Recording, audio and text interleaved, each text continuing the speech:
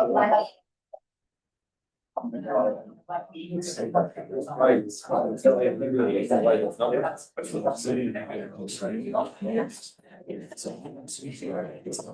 to call the public hearing for the Board of Selectmen and the Board of Education to order. I'm going to start off by reading the notice of public hearing. In accordance with the Town of East Windsor Charter, Section 8-4D1A, and the Town of East Windsor Ordinance 20-01, Section 7, the Board of Selectmen and the Board of Education shall hold a budget public hearing on Thursday, February 12th, 2026, at 7 p.m. at Town Hall in the John Daly Meeting Room here at 11 Rye Street and via Zoom. The boards encourage comments from the public on the Board of Education, the town general government, and the Town of East Windsor Brook Fire Department 2026-27 budgets. All three budgets are available in the town clerk's office.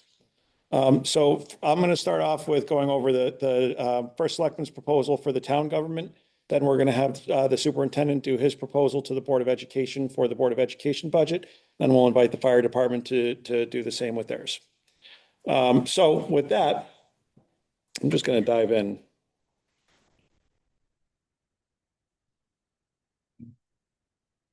So each year when I put my budget presentation together, I like to think not only about what makes up our local budget recommendation, but also how we compare to other communities. Many of you have seen me do this a couple of times.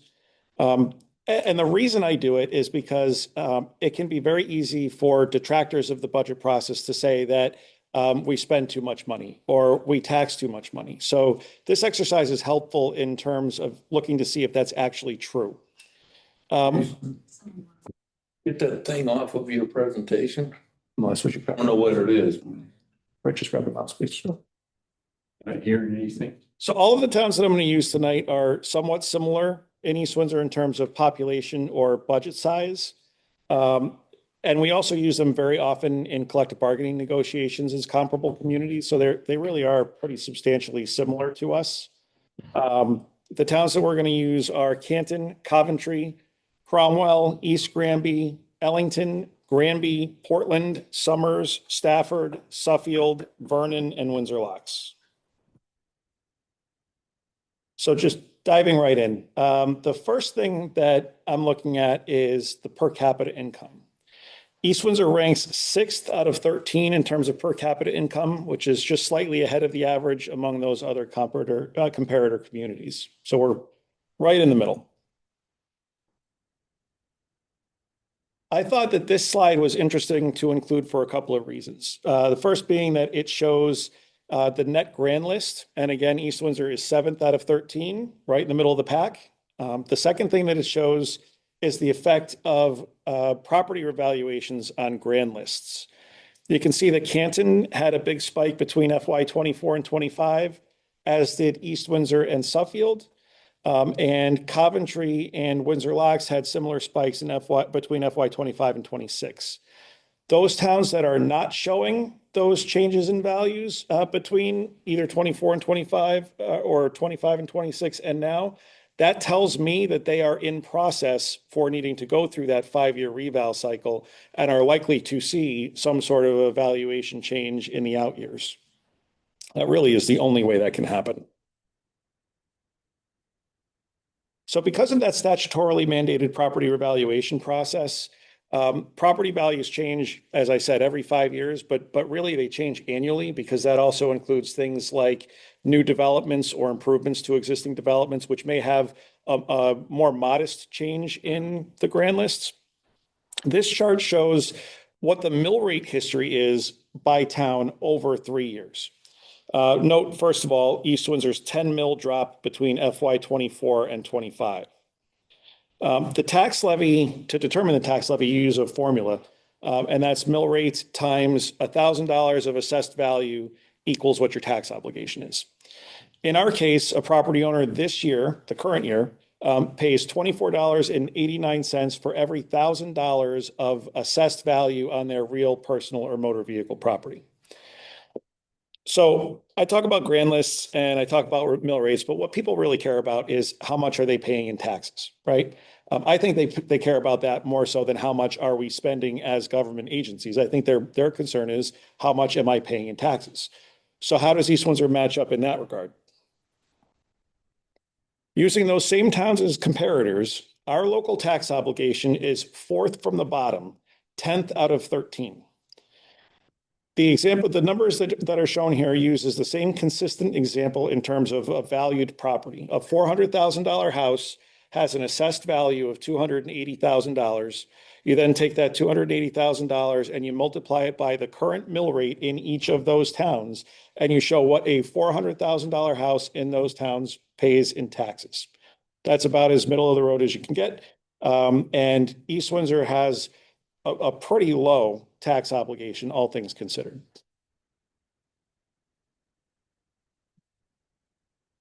Of course, different towns have different mill rates, but one thing that is true in terms of taxation across the board in Connecticut is motor vehicle taxes.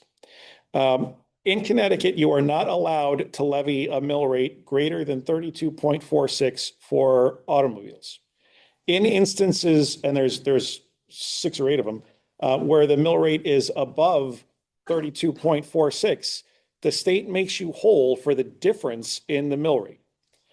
What happens to a town like East Windsor when we went from a mill rate of 34 down to a mill rate of 24 is we actually lost about $280,000 in revenue from the state, making up that difference because our mill rate dropped.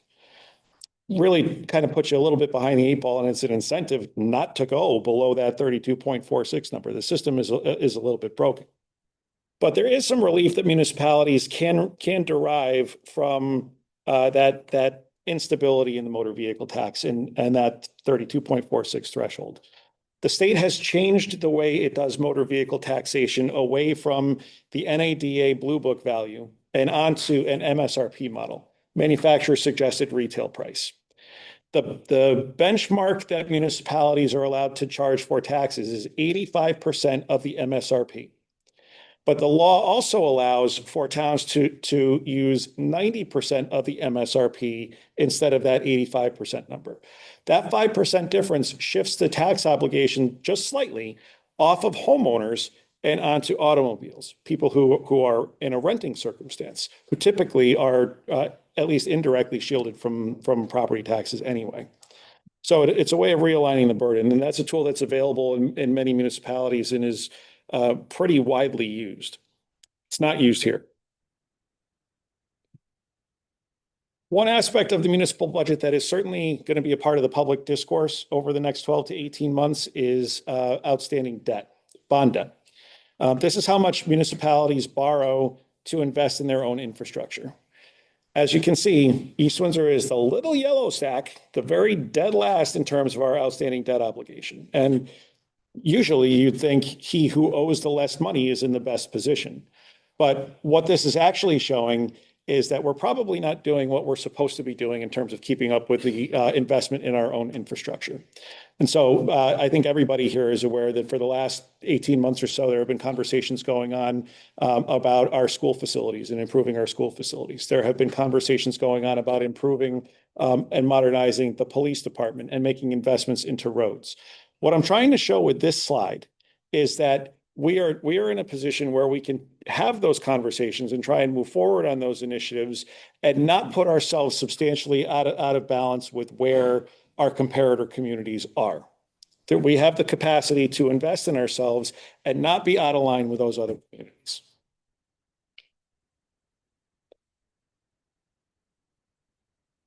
All right, as we continue to look at comparisons between towns, we can see here that East Windsor does the best job of the 13 towns in terms of funding public education. We should take note of that as a source of pride, and I want to commend Dr. Tudrin and his team, the Board of Ed, the educators in the school system, for really making some meaningful improvements in the last few years, and I'm looking forward to hearing more about that later on tonight. But this might seem as an outlier, but it should be looked at as investing in improvements that we need to have in our school district, and I want to thank you all for the work you're doing in that. Rounding out our comparisons of the town of East Windsor to other comparable towns, I think that this slide tells a really important story. The statewide average by town by age is 41 years old. East Windsor's is 8 years older than that, or almost 20% more than the state average. We have the oldest population of any town that we compare ourselves to, and it is not even close. Our community and our population have needs that most other towns don't have. And I think it's important or it's incumbent on us as elected leaders to be aware of that and to make sure that we're shifting service delivery to meet the needs and the challenges that that demographic faces. So as I transition into talking about the town budget proposal, I opted to look at things a little bit differently this year than I have in the past. Usually what I look at is budget by function. So that's looking at how much are we spending on general government, how much are we spending on public safety, on public works and community services. And because of some of the pressures that are going to face, or we're going to face as part of the budget process this year, I thought it would be a better look to look at it by funding object. And those are listed up here. It's wages, professional services, property services, purchase services, supplies, and miscellaneous. And the reason why I wanted to look at it this way versus the way I have done it in the past will become clear as we talk about some of the fixed costs that we're just going to have to face this year. This graphic shows wage dollars, and it shows where they're supposed to go in the new year compared to our current year adjusted budget. There are a few things that I want to note about this. First, the clerical union contract is out now, and the public works contract is out as of July 1st. Those two unions affect the vast majority of employees in the general government and public works, and they also impact employees in community services and public safety as well. So that's an important note. Secondly, you'll note that public safety is increasing considerably. This is driven by a couple of things. First of all, we're converting the animal control officer position to a full-time position, but we're also settling the police union contract. So this has 2 years worth of increases from the police contract shown. And also we have a younger police force. So we have a younger police force. You have officers that are hitting different step thresholds. In our case, a number of them are hitting all at once, which is driving that number a little bit. So 2 years worth of change, but worth noting anyway.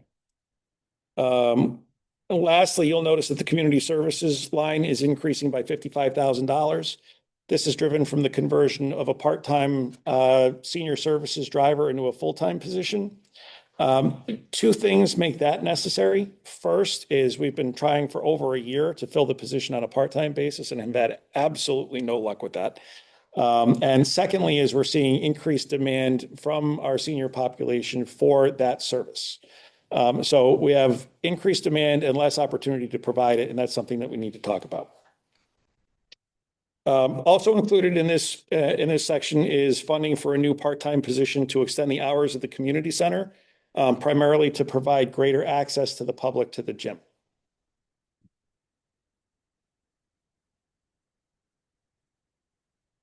Moving on to professional services, the general government function is coming down by $28,000. Reductions there have been made in recording secretarial lines with the funding for the Board of Selectmen recording secretary having been shifted out of that line and into a salary line to reflect the changing duty assignment of professional staff and compensation to accommodate that. We're also reducing by $30,000 our legal fees due to fewer big lift contracts being out, as well as tax appeals having been resolved, although they are not finished yet, but they're progressing along.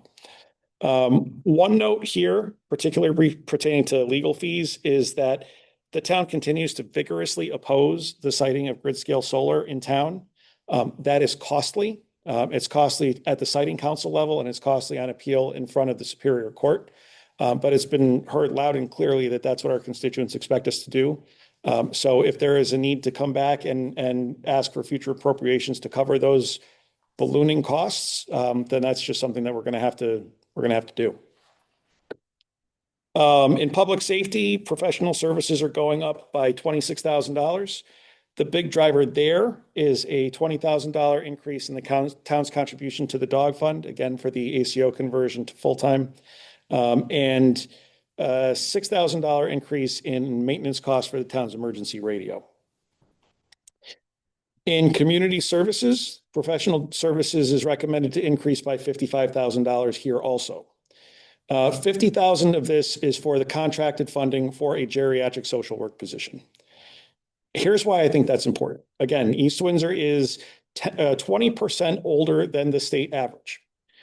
With that aging population should come recognition that we have to make sure our services are catering to that at-risk population.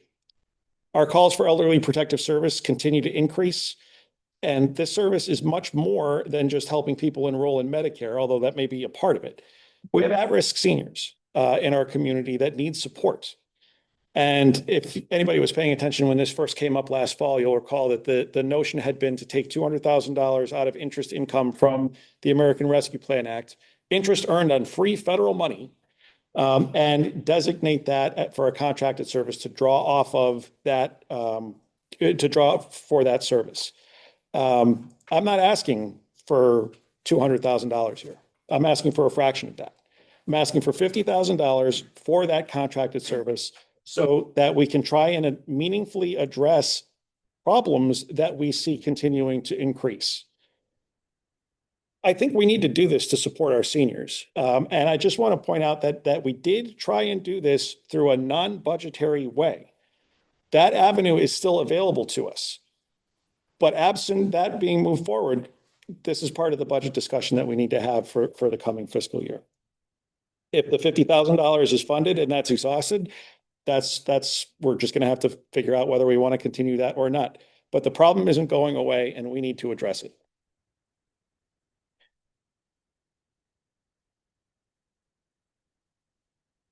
Looking now at property services, we're seeing big increases here too. And what's driving that? So first of all, our fire hydrants bill is up due to Connecticut Water increasing their rate by 5%. A 5% water rate in hike for the a 5% rate hike for the town represents a $25,000 cost increase just to keep the hydrants powered. Our sewer costs are going up by 18% or $7,700, which is due to being under budget in the current year and anticipating an increase in the next year. Our custodial contract is increasing by 45%. This is due to another increase in minimum wage and to adding a high-use building like the community center. And that 45% increase is a 2-year increase because it's underfunded in the current year, but it's substantial nonetheless. And that contract hasn't gone out to bid in 4 or 5 years. And I absolutely think that it's time to do that because the costs there, absent the last 2 years, they still have gone up 30% over the last 3 years. There is something there that needs to be addressed and we need to do it. But in the meantime, we need to make sure that our buildings are clean.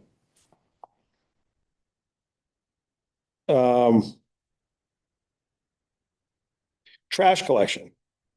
Trash is going up by between 4.5 and 5.8% for a total increase of $67,000. The 4.5% amount has to do with the collection. That equates to about $16,000 of that $67,000 number. The other $50,000 increase has to do with the disposal costs. People continue to work from home. People continue to do the garage purge and throw more stuff away. And the more stuff that people throw away, the more we have to pay for that. That's a $50,000 increase this coming year. Within the general government, 2 things are driving up our property services. First is a $4,000 increase in leased costs for leased equipment costs. That's multifunctional devices, printers, copiers, scanners across town government. And then a $4,000 increase in the per capita assessment for the health district. The $5,000 increase in community services is for line paint for sports fields and fertilizer costs for the park.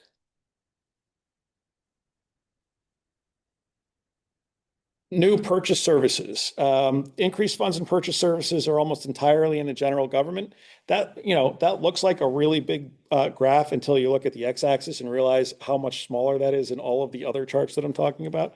But it still is a $13,000 increase. And that's $4,000 for added costs for postage, $1,300 added for the per capita assessment for the probate court. About 1,000 of that is for printing and binding, and 7,000 is for the increased liability, auto, and property premiums that we pay for any property that the town owns.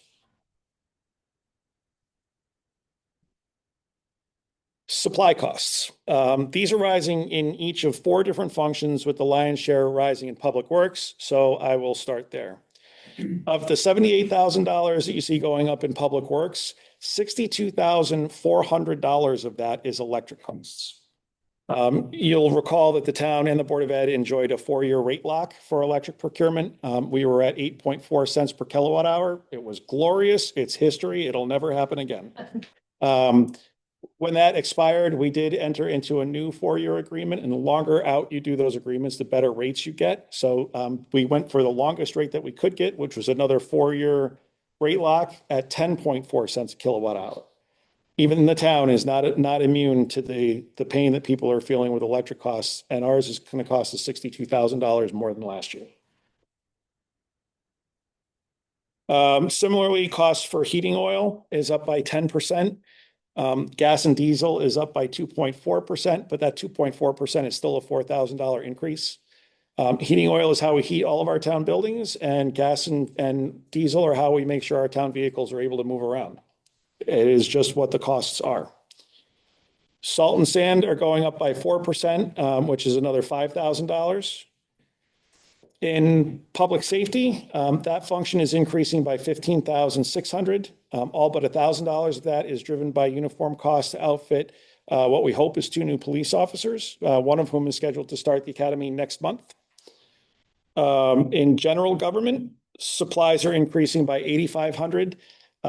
$8,500 in the aggregate, but they're $6,000 is increasing for printer ink and toner for multifunctional devices again, and $4,000 is needed for the registrars for programming of voting cards. That's $10,000, but the total function is going up by $8,500. There are some small reductions that make up the difference, so it nets out. Community services is asking for $5,200 in supplies. $2,000 of that is for coffee supplies for the community center, and another $2,800 is for an off-season porta potty at East Windsor Park. As a parent with potty trainable kids, you realize that when you're playing on the playground and there is no bathroom, that becomes a very big deal. Under miscellaneous, contingency is the biggest piece of this, and that looks like a big increase too. It's going up $32,000, but it isn't really going up $32,000. More as a reset. Again, this budget presentation is predicated on comparing the adjusted budget to the FY27 budget. So because we've already made in the current year $32,000 worth of transfers out of contingency, this is really just resetting that to that same level that has been budgeted for probably 13 years. It's been at about $50,000. So really, it's just as a reset back to where it typically starts. You'll see another reduction there under general government, and that is predominantly resetting the town's contribution to the Four-Town Fair. We have been the host community for the Four-Town Fair for the last 2 years, and the host community is asked to contribute $5,000 to that. As a member town, but a non-host town, our contribution level is only $1,000, so it resets a bit back to what is typical.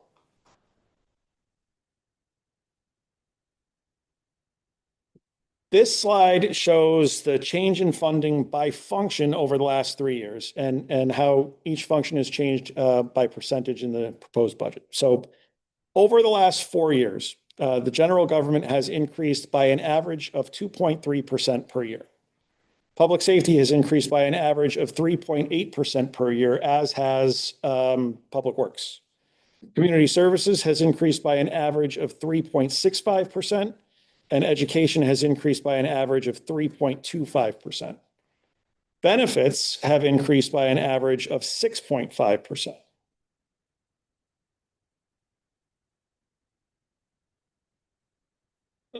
This slide looks very similar to the last one, but I swear it's different. This slide shows more clearly where the growth has gone in funding on the town side. One thing that I want to kind of quickly point out is the kind of wonky look with the debt and capital. You'll see that in FY 23-24, our debt and capital expenditures were $4.7 million. What's driving that is ARPA-related spending through the ARPA grant. That's funding approved for the replacement of the track. That's some of the end of the year spend down stuff. It's been very consistent over many years that the capital line and the debt service line increase by 2% per year. So if you back out those kind of uh, opportunistic expenditures that we've had, because of funding opportunities from the federal and state level, really the debt and capital lines increase by 2% per year. I talked a little bit about benefits and those remain a little bit in flux. 6.5% per year is a bad number, but if you actually look at what our renewals are for the state, the prevention partnership plan, the health insurance plan that town employees and school district employees are on, we've had years where the first year was a 15% decrease, which was really nice. We've had years where our renewal has been 2% or 3%. We've had a couple of years where the number has been pretty tough. And this is going to be one of those years where that number is pretty tough, but we don't know what that is. The comptroller's original recommendation for budgeting purposes was to budget a 15% increase in health insurance. Just today, Amy O'Toole and I were in a meeting with our insurance broker, and they informed us that that number is now 13.5%. Coming down 1.5% doesn't sound like a lot, but when you're talking about a $2 million budget on the town side, it helps. And we won't know what the final renewal rate is going to be until the third or fourth week of March. So we're going to continue to monitor that and make the best guesses that we can, recognizing that that's going to come to the Board of Finance for you guys ultimately to make the final call on. One of the things while we're talking about health insurance, one of the things I do want to say, I am sensitive to the notion that that is a cost center that is on the rise. Every time we have collective bargaining negotiations with every bargaining unit, the town advances a proposal that the employee share of that be increased. In all but one instance, that hasn't happened, but it continues to be something that we push on through the collective bargaining process. So this year's town side budget request is driven very much by fixed cost increases, electric costs, health insurance, contractual obligations, and trash collection.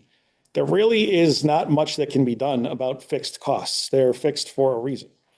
The major variable cost increases are the conversion of the ACO from part-time to full-time, the conversion of a senior services bus driver from part-time to full-time, and the addition of the geriatric social worker.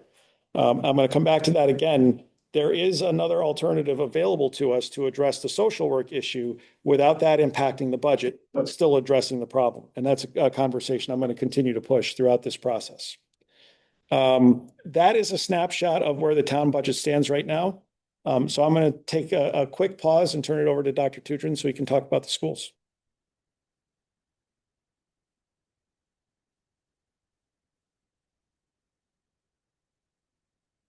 Copies of my budget too are on the table frame, like a copy.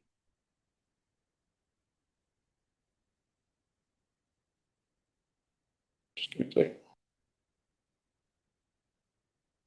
Let's like advance. That's your script. Just play around this for a minute.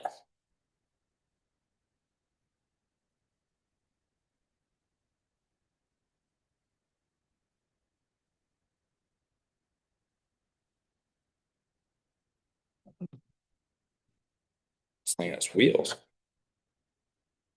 Good evening. I'm Dr. Tudrin. I'm pleased to present the superintendent's proposed budget tonight. Before I start, just like to reference a couple of items. First of all, my intent is not to do a page-by-page breakdown, but rather give an overall summary of the proposed budget. As I indicated, the budget booklet, which can be found on the table, it's also posted on both the town and school district websites, provides a detailed narrative along with the local tax numbers associated with each cost center, as well as the overall Board of Ed budget. Also, anything I present tonight can also be found in the booklet as well. So to start, no delay. All right, I got it. The budget proposal is grounded on the priorities outlined in the Board of Education strategic plan, focused on these four areas that includes the portrait of the graduate. The portrait of the graduate outlines East Windsor Public Schools' vision for a high-quality pre-K through grade 12 education across all schools.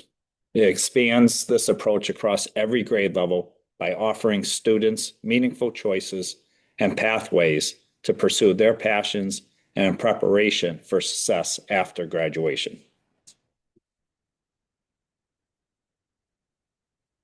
Through the Portrait of Graduate and strategic plan, we are investing in raising our students' performance by providing high-quality curriculum and resources, and through the continued professional development offered to our teachers. High state and district standards provide the vision for our educator professional development, our instructional budget, our teacher evaluation goals, and how we design our programs and initiatives aligned with the budget.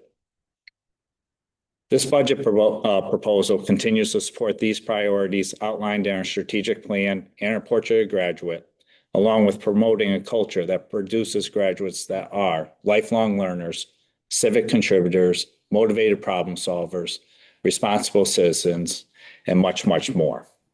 This is what our Portrait of Graduate is all about.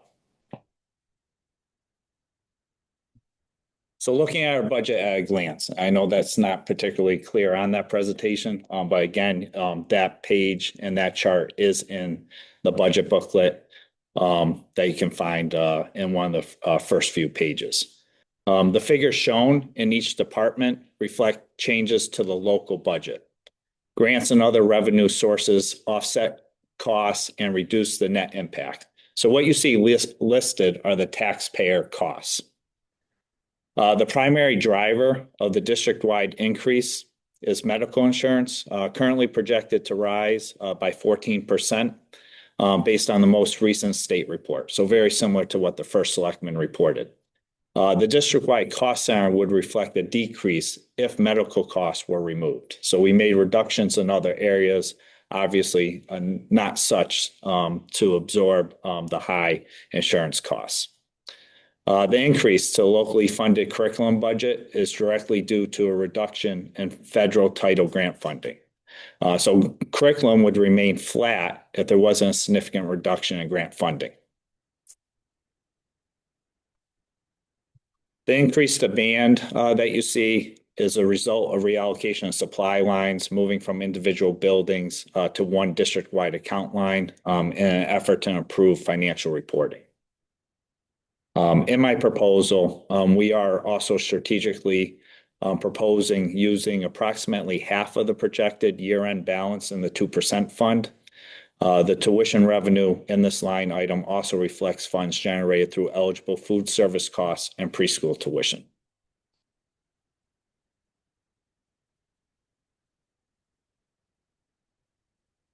Kind of gets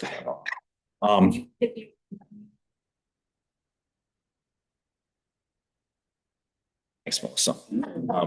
So here's the budget at a different glance. So this graph represents the local budget allocations to each department. So this is how the local tax dollars are spread across departments. Percents are rounded to the whole number.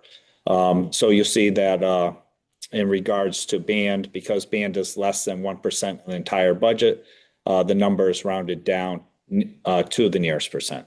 So we are funding band, as you could see on the previous slide. Salaries are embedded in each department and make up a total about 58% of the total budget. So as you see, middle school or the high school or special education, employees that work within those departments, those salaries are embedded in those areas along with supplies and equipment. Special education is 25% of the total budget, which is the lower end of state averages for districts. Typically, you see that somewhere between 25 and 30%. This is not unusual when you consider that special education touches every aspect of the school system, starting in preschool, starting at age 3, all the way through age 22, when some students continue to require transition programming.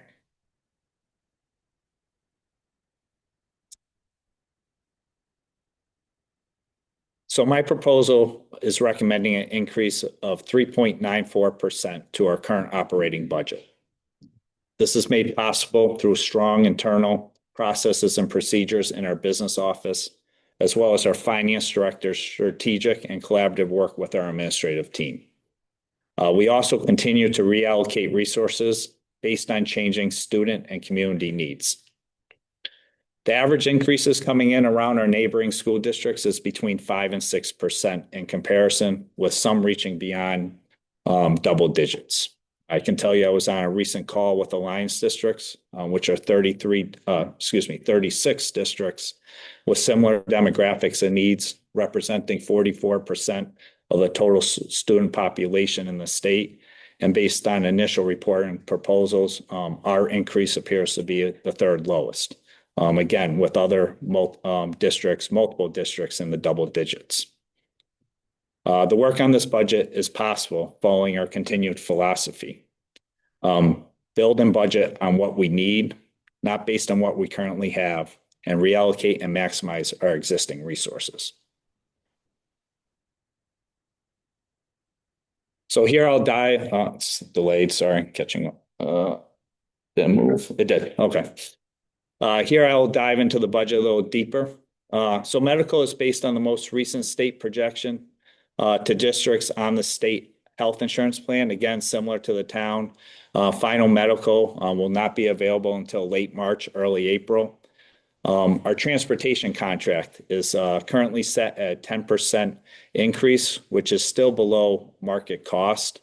We were able to reduce this cost with elimination of a daily bus, bringing the true increase just down to over 5%.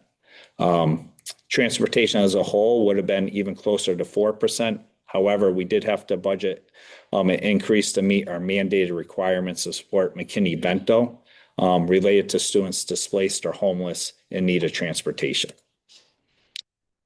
Our fixed rate for electricity recently expired. We're on the same plan as the town. However, our loan program related to the energy efficient updates a few years ago will be paid, thus resulting in a flat budget for next year. Very fortunate timing. Special education has been a primary driver in recent past with increases to the overall budget. At this time, the increase is more manageable. To minimize the impact of health insurance, as well as the loss of grant funding reflected in the curriculum cost center, I am recommending the use of $152,128 of the 2% fund in my budget proposal. This still leaves that same amount in case of any emergency, unforeseen costs, particularly in special education, where costs are always fluctuating and we are constantly monitoring. So just putting the school budget in perspective, the total cost of education is $33.23 million in this proposal. After offsetting grants and revenues, the budget in my proposal is approximately $29.9 million. You can see that additional funds in adult education and the state education cost sharing grants further reduce taxpayer liability in an effort to lower the mill rate. So ultimately, our students receive an education approximately at $33 million at just over a 26% discount due to outside funding sources. So I want to put this in further perspective. The local tax costs associated with per pupil is on par with surrounding alliance districts of Windsor Locks and Windsor. And then in comparison, when you look at our closest two districts comparable in student population size, Bolton and East Granby, we're on par with Bolton and less than East Granby by about 2,500. Again, this is local tax dollars associated with per pupil costs, not total dollars. So as a reminder, when we secure competitive grants, such as the summer enrichment and after-school programs totaling over $400,000, these funds raise our per pupil expenditure, but they also enhance student experiences at no cost to the taxpayer.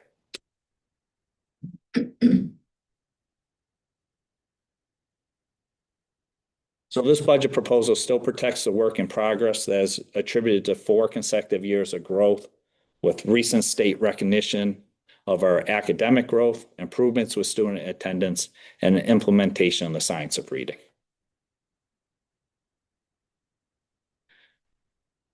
As a reminder, tonight is the initial step in a long process to the finish line. I believe the date for the first referendum is 3 months from now. Tonight is a starting point. The budget remains fluid. These key factors listed on the slide will continue to be monitored and certainly be key drivers with any significant changes. In summary, this is a balanced, responsible budget aligned to district priorities, protects students, staff, and programs, reflects disciplined financial management, and respects taxpayers while meeting the needs of our community. I look forward to public comment and thank you.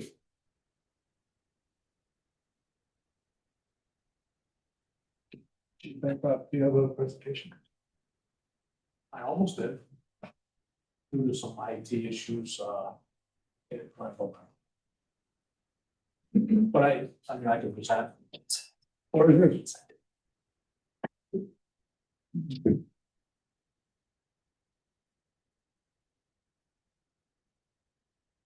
What your budget, with that on the screen?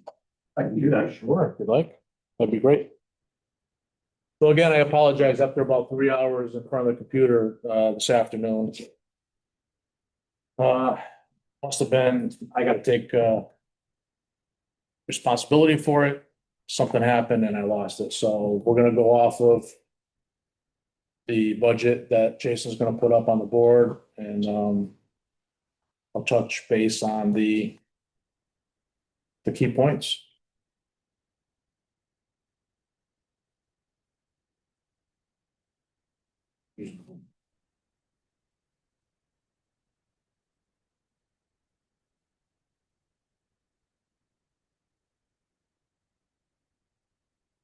See, quite the mess over there. Perfect.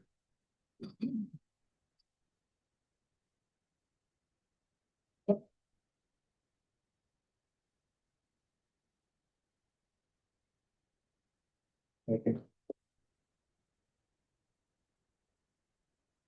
So, our request this year is, for our, I'm gonna start at the top with our part-time salary, fire marshal stipend, firefighter incentives, which is the retention and recruitment, and the 27th week payroll. We're currently, as of January 13th, have expended more than half of our part-time salary, which is a great thing.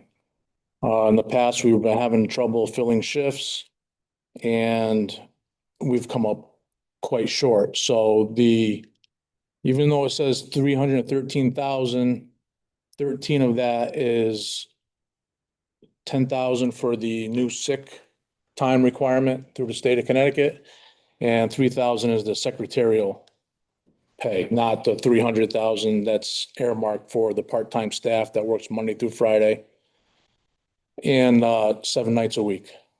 So based on that alone, we increased our operating budget for the part-time salary, 37,200. The fire marshal stipend, I went back and looked at it over the last 4 years, and the average is approximately 6,500 to 7,000 a year he's been spending there for his part-time salary. So it was 11,000 last year, even though it shows 13. In our actual physical budget, it was 11,000. But the town had appropriated 13. So I dropped it to 9 for a little savings of 4,100. The firefighter incentives, this is a tough line for us to gauge every year. This is driven by our call volume. It's driven by the duration of calls, because after an hour, they go from a per call stipend to hourly. And we're finding, especially this last half a year, from July to January 26, we're finding a lot more 2, 3, 4 hour calls, structure fires, significant incidents that are requiring our members to be out there a lot longer. So our incentive program for the year has already expended, the first 2 quarters totals approximately 87,000, roughly, give or take. So we're already on par, if that, for the next 2 quarters, even if it's at $40,000 quarter, we're gonna overspend this line by close to 20,000, if not more. So that's the increase that's driving the fire incentives. And the 27th payroll is what it is. I hope I figured that out right. I'll have to confer with Amy to make sure, but That's cool. I think that's what it is. Which way am I going here?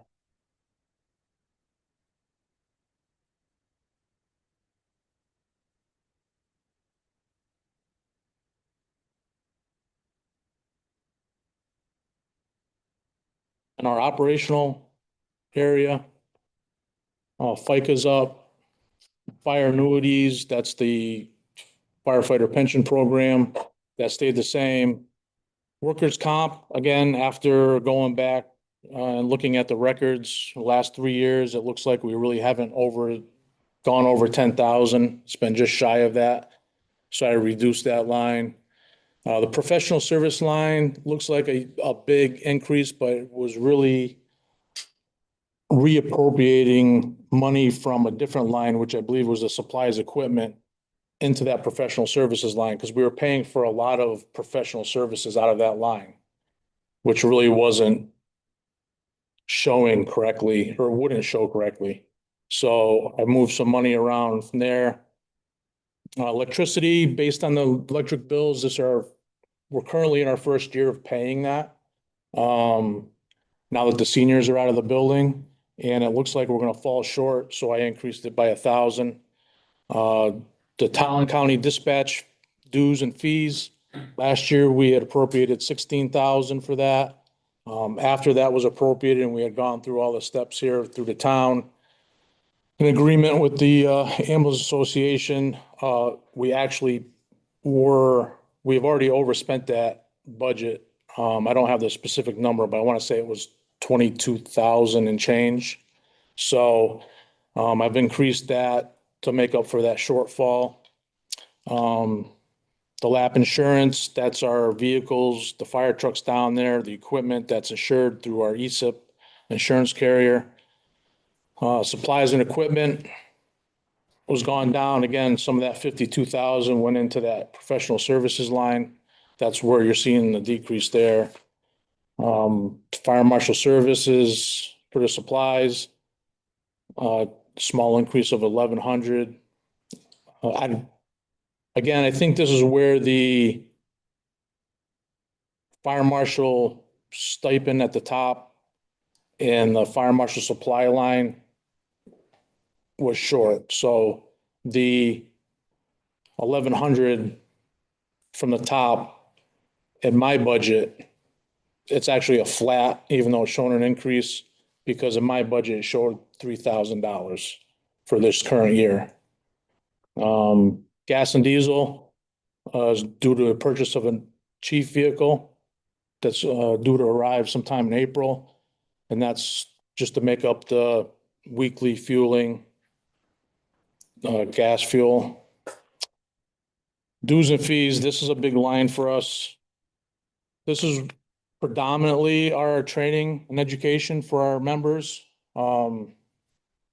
We have a great group of guys and gals down there that are really trying to better themselves, which in turn benefits the department and the community and able to provide a service. So I've increased this here. It's got professional development increases, as well as we've got a officer development program in the department now. And we're trying to get our younger members and our younger officers to get into this officer development program. What that does is if there is somebody leaves, these people are already going to be trained to the correct certification level to step into those positions. And it helps us, regardless, we provide a better product to the citizens and our constituents. The CIP allocation, we're asking for an additional line, 100,000. Again, I asked for this last year and it was cut because our unexpected fund line was high. But this is gonna go towards, again, we need to start saving for this firehouse that we've been pushing. I hate to sound like a broken record, but it's gotta start somewhere. We can't keep kicking the can down the road. And this is a small portion of what is gonna end up being needed anyways. And if for nothing else, if we don't want to support that new station, which I would hope that we do, but we're gonna have to in turn make the station that we have down the hill here a lot more firefighter and worker friendly. We're gonna have to put in showers. We're gonna have to make it a lot safer for our members. So that's the budget, and an increase overall. Well, it looks like a big number of 19%. It's only 210,000 over. In comparison, I did a mill rate chart. Houses between 150,000 assessed and 350,000 assessed is all I went to.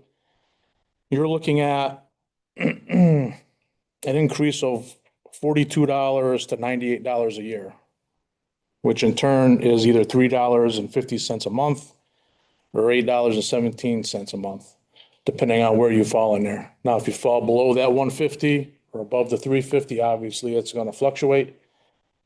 But for the service we provide as a combination volunteer department, I think this is money well spent. There's an increase, if my math is right, of 0.28 mils from 1.6 to 1.88.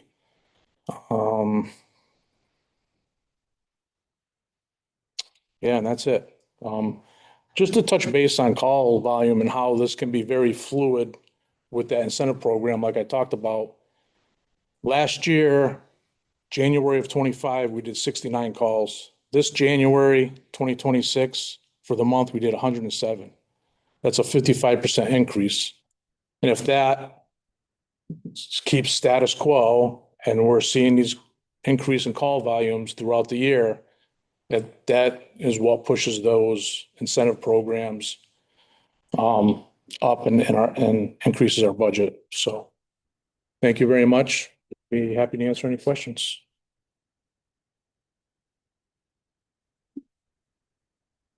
Okay, that concludes presentations for tonight. This is a public hearing. So if there's any members of the public who would like to comment on any of the three budgets that you have heard about tonight, I would invite that. If you would just please raise your hand, state your name and your address, that would be great. And then I'll turn anybody online who would like to do the same thing. Is there anybody who would like to comment? Yes, sir. Name and address, please. Paul Anderson, 29 Main Street, Brook. Okay, Jason, one item you mentioned in your presentation was about renters and property taxes. Renters pay 100% of property taxes just like everybody else.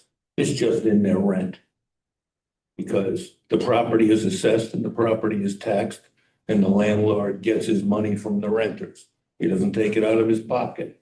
So they pay property tax just like the rest of us. Just that they're using maybe a smaller environment, but they still pay. I think that's an important distinction. I have a major concern over the combination of the total town budget and the Board of Ed's number on the net cost to taxpayers. Because they got in $24.5 million, and in your budget, you've got 30 million. It doesn't, so that's how we get to a $50 million budget. I'll answer that. The offset he's talking about are the PCS money and the adult ed that are counted as revenue. So those are offsets to taxes, but not a reduction of expenditures. So he used two revenue sources to reduce his expenditures. And those are revenues in our general fund budget. What Dr. Tudrin was looking to show was what the cost, the local cost to taxpayers was versus the actual cost of education. Okay, and the other thing I have is, I think there's two pieces missing in presentations from the Board of Ed. I think that the cost per student should be based on the total gross spending, regardless of where the money comes from. Because no matter what money you get, it all comes from us.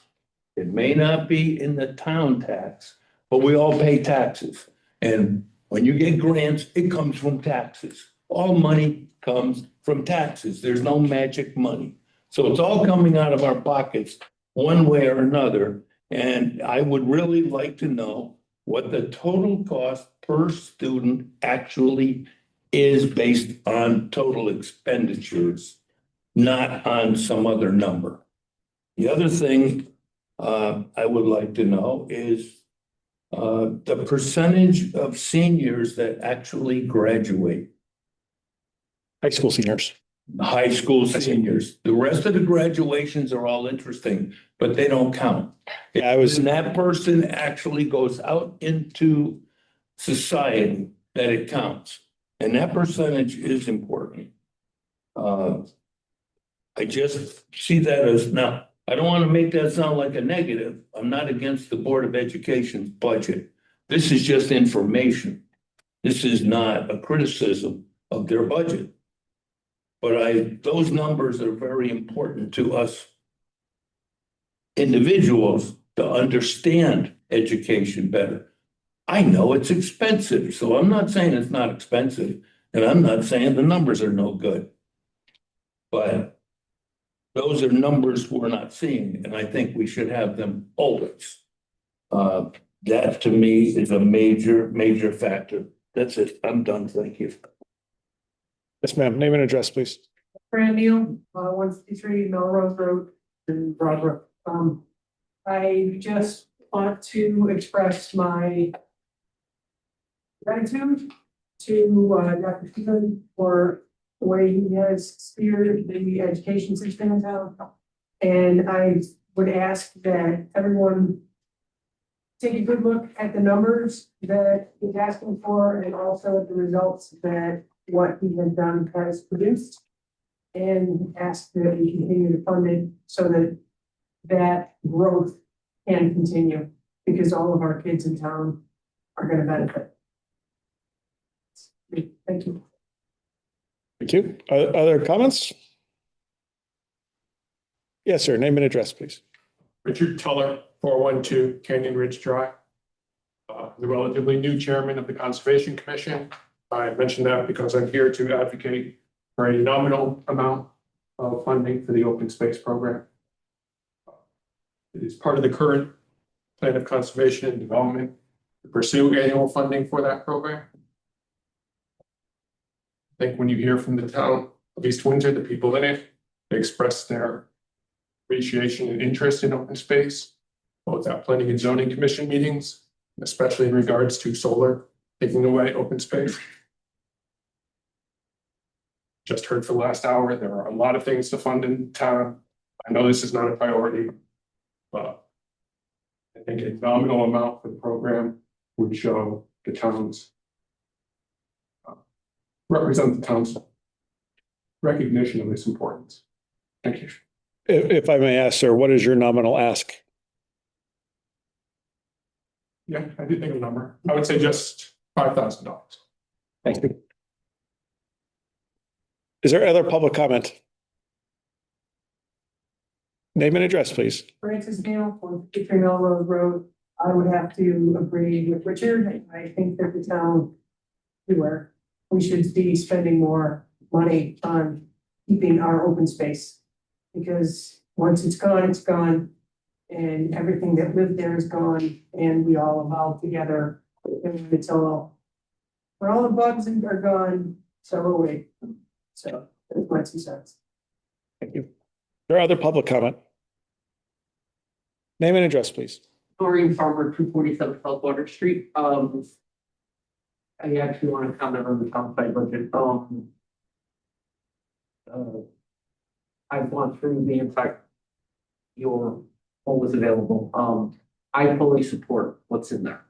I think that we made an attempt to do the geriatric social worker position through those grant funds, the interest that was available. It didn't happen. It doesn't mean we don't need it. We absolutely have needs in this community that we put off. We just kind of shove them down the road in the hopes that they're gonna go away. They're not gonna go away. The total budget on the town side, considering the fixed cost, is absolutely acceptable. We're not asking, you're not asking to add a lot. You're asking to add things that directly impact the residents of this town in a life situation. You're not asking to spend crazy money on things that don't touch our residents. And I think the overall budget between the two of them is something that we can do. And I'm in support of everything the way it falls. I'm not going to talk to education because we haven't started our deliberations yet. They start tomorrow. But from the town side perspective, there's nothing in there that I would want for you to take out. If anything, I would think we could add some more, as Mr. Keller said, conservation money would be great. I also think that, so I say it every year, we need to invest in our capital. Our capital improvements continually get cut because it's something you can get rid of without touching people. But our infrastructure touches all of us. And if we can try not to cut that again this year, that would be awesome. Thank you. There are other public comment? Asking a second time? Asking a third time? Is there anybody online who would like to make public comment on the budget presentations?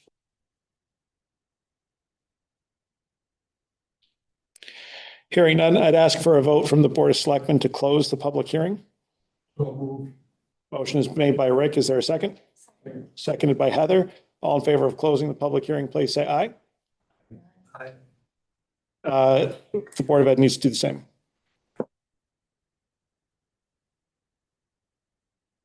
To close the public hearing.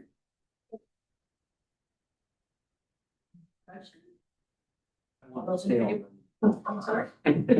What was that? What's I the thought I wanted like? to stay all night. All those in favor of closing the public hearing for the Board of Education? Um, All right. All right, the public hearing is adjourned at 8:04 p.m. Thank you all for coming tonight. I hope you'll continue to come throughout the process because there is a lot more to go.